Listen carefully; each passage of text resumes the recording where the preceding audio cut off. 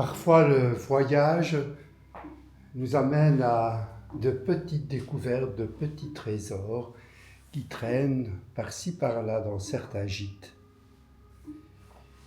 Et là, j'ai découvert, sous une pile de livres allemands et anglais, le roman de Thibaut de Montaigu, La Grâce. Mais qu'est-ce qu'il y a de particulier? Car en tournant les premières pages, j'ai découvert un petit trésor qu'a écrit saint Augustin. Tard je vous ai aimé, beauté si ancienne et si nouvelle. Tard je vous ai aimé. C'est que vous étiez au-dedans de moi, et moi, j'étais en dehors de moi. Saint Augustin. Mais c'est avec ce joli poème que je vais partir à la découverte de l'environnement de notre gîte ici à Lanzarote et vous montrer, vu d'en haut, la beauté et la majesté de ce lieu.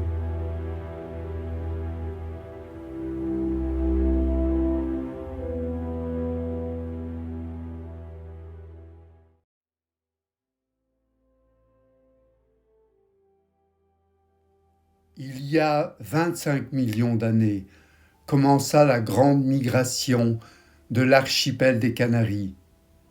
Inexorablement, l'archipel quitta l'Afrique du Nord et plus précisément les côtes du Sahara occidental actuel.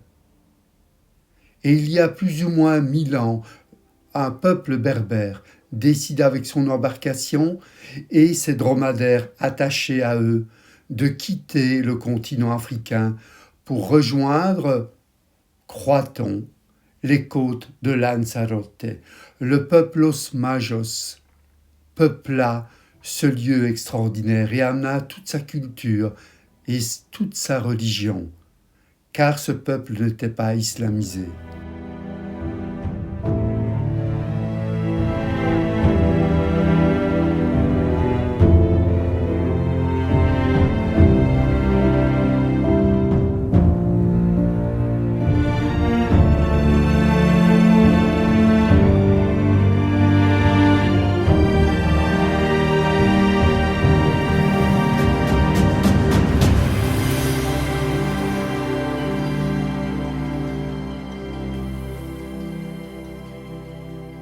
Les Majos seraient un peuple néolithique venu d'Afrique du Nord.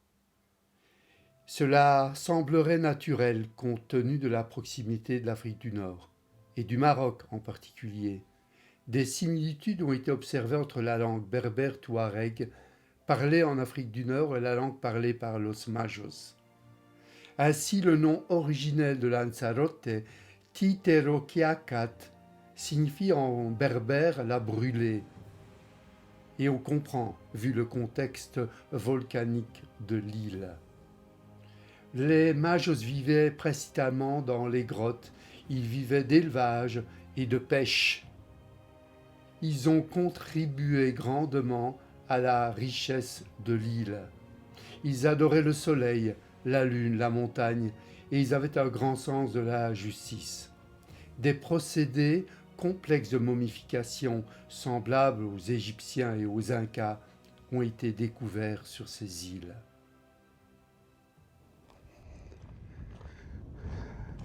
Nous voici arrivés au sommet d'un volcan, parce qu'il y en a plus de 300 à Lanzarote.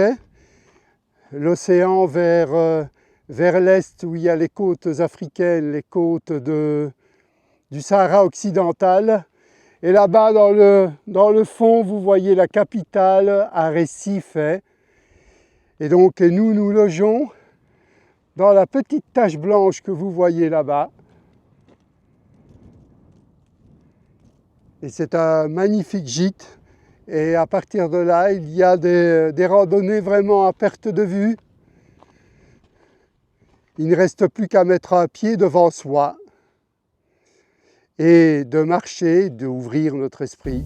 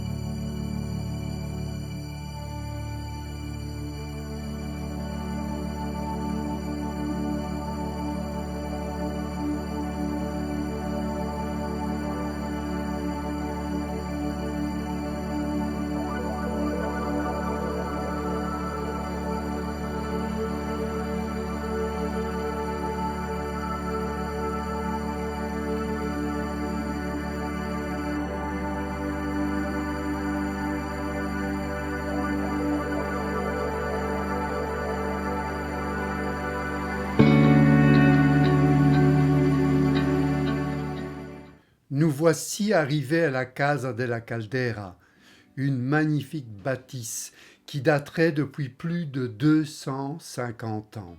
C'est une habitation vraiment très typique avec sa couleur blanche qui reflète la chaleur et les rayons du soleil.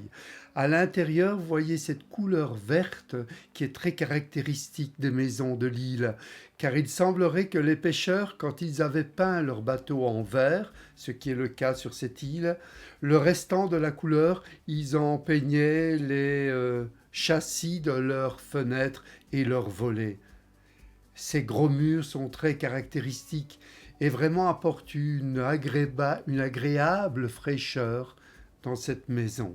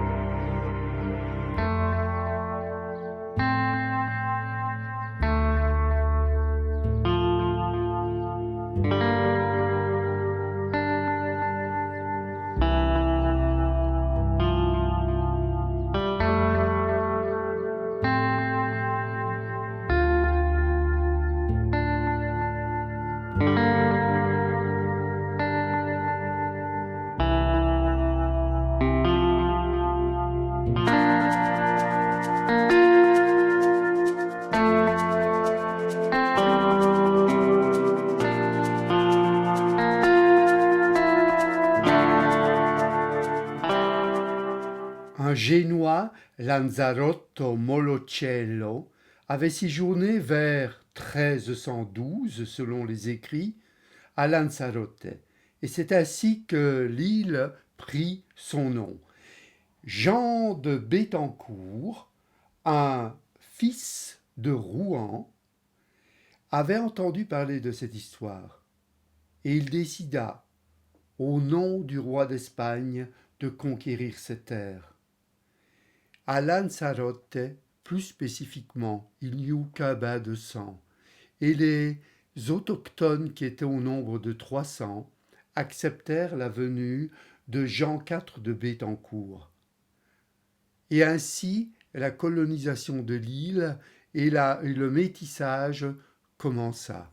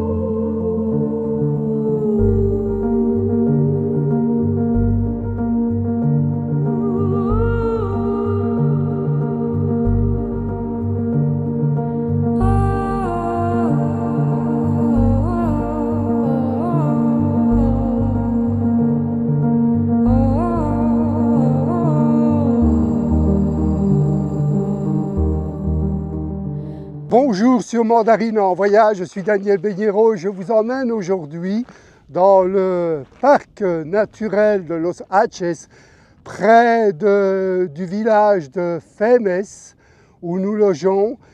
Et la balade et la randonnée d'aujourd'hui fera plus ou moins 14 km avec 500 mètres de dénivelé. Et je vous emmène là-bas au niveau de la mer, sur une plage qui est très méconnue du tourisme de masse de Lanzarote, et bien qu'au début du mois de décembre, il y a très peu de tourisme dans cette île. Mais c'est un endroit où très peu de gens vont randonner tout simplement parce qu'entre guillemets, il n'y a rien à voir. Mais lorsque l'on regarde, lorsque notre esprit est ouvert, il y a plein de choses qui peuvent s'étonner. Il faut s'étonner sur le chemin.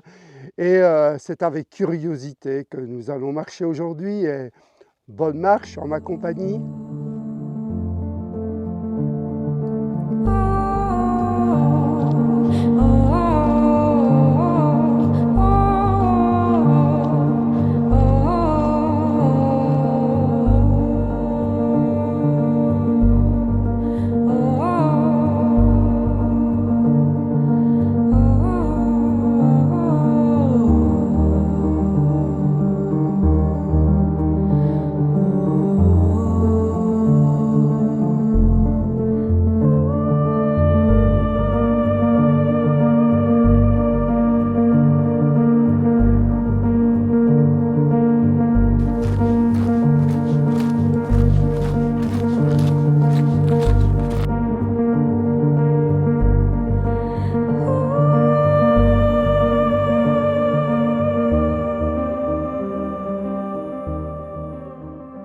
Petite pause dans ce lieu vraiment magique et en tout cas en ce qui me concerne apaise beaucoup les pensées, apaise beaucoup les émotions et cela me rappelle un livre qui m'a marqué dans ma vie, Le désert des Tartares de Buzzati.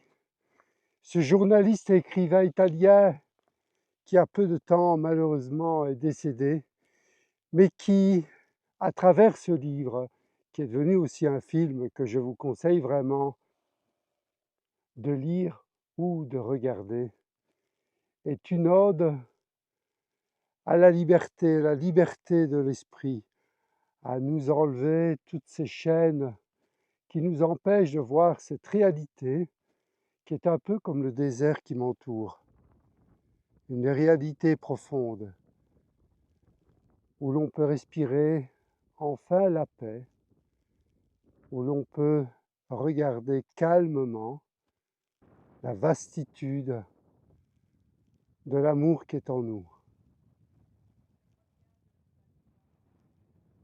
Et à travers ce personnage qui a reçu comme mission d'attendre un ennemi qui ne viendra que bien des dizaines d'années plus tard, où Dorgo aura fait une descente aux enfers de ses émotions, et au fur et à mesure de ces années, il aura perdu cet objectif d'attendre un ennemi, et lorsqu'il viendra enfin, que l'alarme sonnera, lui seul dans ce désert, il n'aura plus la force de se battre. Et c'est une belle allégorie de ce qui se passe dans nos vies lorsqu'on prend le temps